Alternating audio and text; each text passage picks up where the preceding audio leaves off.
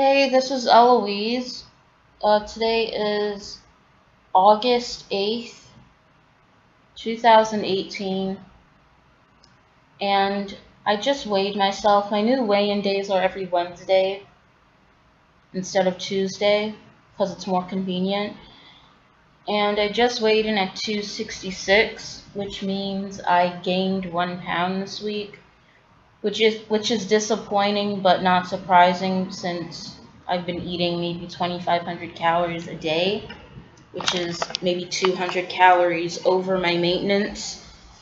So I don't know what the hell's going on with me. I don't know. I don't know. Maybe subconsciously I don't love myself enough to not give in to temptation, not give in to overeating at night. I need a therapist, but I don't know why it's so difficult for me to not overeat, because it was so much easier back in 2011 when I first tried to lose weight. It I was losing maybe a pound and a half on average. I was just cutting calories. It wasn't a big deal. It was very easy to not overeat. I never overate and I always lost weight consistently. So not rewind, but fast forward to 2013, and I moved back to New York, and I'm living in a completely different area than when I grew up. Uh, Everything changed. Everything changed right after I came back to New York from England. And in England, I had a very unique living situation. I'm not going to go too much into it, but I that was the first time I experienced constant discrimination. And I was a kid back then, so this was very new to me, and I was living in a very, very, very white area. And and yeah, every time I left the house, I would deal with like discrimination. I even had the cops called on me. I've had, random white people that lived in the area walk up to me and ask me why I was throwing trash in their garbage bin. I was living in an apartment, and the man assumed that I didn't belong there, that I was some random person throwing garbage in some random bin, when in fact I lived there, and he demanded that I prove to him that I lived there. He asked me for my apartment number, and it was very invasive, and this was just some random guy in the street asking a freaking kid where they lived and what apartment number they lived in. So that I've even had people shortchange me. I would go to a store and buy something, and they would give me the wrong change, or another woman would overcharge me, and it was ridiculous. And that was a 6 month constant thing, and this was while I was losing weight. And I ended up losing 31 pounds in those 6 months without even trying, because at that point I wasn't even thinking about weight loss, but I was still losing weight. And as soon as I moved back to New York with my mom, and we lived in Manhattan. I grew up in Brooklyn, but we moved to Manhattan, and so we live around a bunch of non-black people. We live in a majority Hispanic, Asian, white neighborhood, and I have to deal with racism every freaking time I leave the house. I've had, Mexicans, Asians, call me the N-word multiple times in their native tongue. And I didn't notice this at first, but eventually, and this was back in 2013, 2013, 2014, I picked up on the fact that, like, I had a feeling that they were talking about me. So I Googled one of the phrases that they were saying in their native tongue, and this was a Mexican woman, and I Googled one of the words that she said about me, and it ended up being the N-word. So this woman was calling me the N-word and calling me God knows what else in her native tongue, and that's when I started to realize that these people were talking, like saying horrible things about me right to my face without me even knowing. So that's when I started teaching myself Spanish. I started taking like online courses and learning, like taking like free websites and learning Spanish. I'm still not fluent, but I can like pick up on phrases and tell if someone's saying something terrible about me. And it's the same for Asians as well. I've had situations throughout these 5 years where random Asian women would literally walk past me, and they were complete strangers. Like, they didn't know me, I didn't know them, but they would like literally walk past me and then call me the N-word in their native tongue.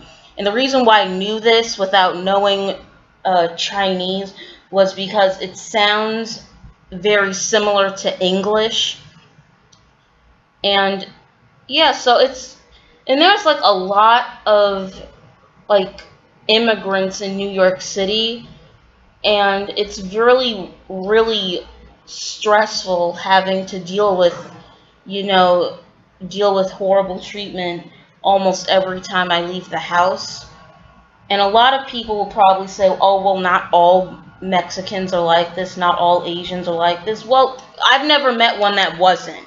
It's so deeply ingrained in these different groups. It's so like normal to be anti-black that it's actually a part of the culture to be anti-black. And the only reason why I don't get as much racist treatment from white people is because majority of the white people that I come across, they don't have their own native tongue. They only speak English. They're Americans. So that's the only reason why I don't really bump into a lot of white people who are talking trash about me in a different language. It's because they're American. But I did have an incident back in 2015 where this random white man, he was with his 2 sons, and he literally, out of the blue, said, "I love you, N-word," like with the ER at the end. Like, he literally, and he was like over 6 feet tall, so he was like bending over to get face to face with me, and literally said this right to my face. And this was back when I was 16. No, I was like 15, about to turn 16. So I was not in the mindset to really sticking up for myself. So I was terrified. And, this was back in 2015, and, the cops were killing Tamir Rice and Mike Brown, so I didn't think the cops were going to do anything, because the cops are busy shooting black people, so why would they care that I was called the N-word? But anyway, my main point is that I've been dealing with a lot of shit, and food is like a huge comfort for me. And like, as soon as I get home and I'm finally alone and I'm finally, safe, in a way I feel safe, and I'm finally alone with food, and I can eating is literally the only time I'm actually so happy. And I think that has a lot to do with why I can't lose the weight, because food is such a huge comfort, and restricting, like, even if I eat whatever I want, but just restricting the calories is like such a problem, because it's like restricting my happiness. So I don't know, maybe I should get therapy, but I need to find like a therapist that fits into my health plan, my health coverage. Not only just a black therapist, but a black African American therapist.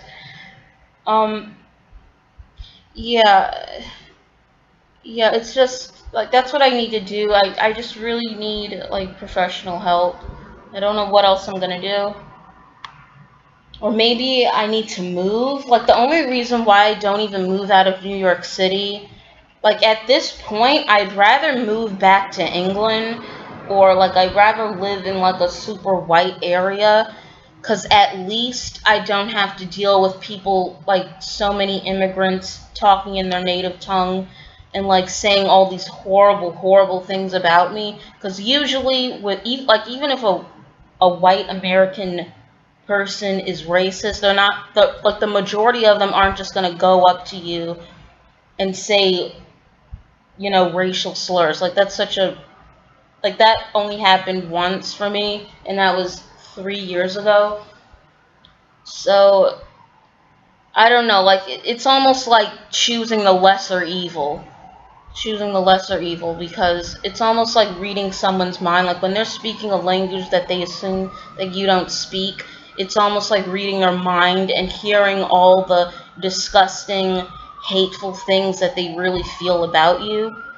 So, and this really like if I was attractive, like even if I'm still black, but if I was attractive, they it wouldn't be as bad, because then it just wouldn't be as bad, because then they would want like sexual favors from you. Like if you're a black person and you're unattractive, then non-black people don't really have any use for you, because the whole point of being around a black person is to sexually exploit them, or to exploit, you know, their music, like either sexually or use you as entertainment. Like that's what black people are seen as. They're seen as a source of entertainment, or like someone to sexually fetishize over. And I'm neither of those things. Like I don't make music, I don't play sports, you know, so the only thing I've left is how attractive I am, and I'm not attractive, so they have no use for me. So that's why they say all these hurtful things towards me. So yeah, I think I'm gonna get therapy. I need professional help. I need someone to talk to. Like I have my mom, but my mom and my dad, like my dad's like colorist, and my mom is like kind of a low-key coon. Like she really doesn't get it, so I can't talk to her or my dad. I can't really talk to anyone, because they don't know, like they wouldn't understand, or they don't want to understand. They're in denial. So yeah, I'm gonna do like another weigh-in on next Wednesday. So yeah, thanks for watching.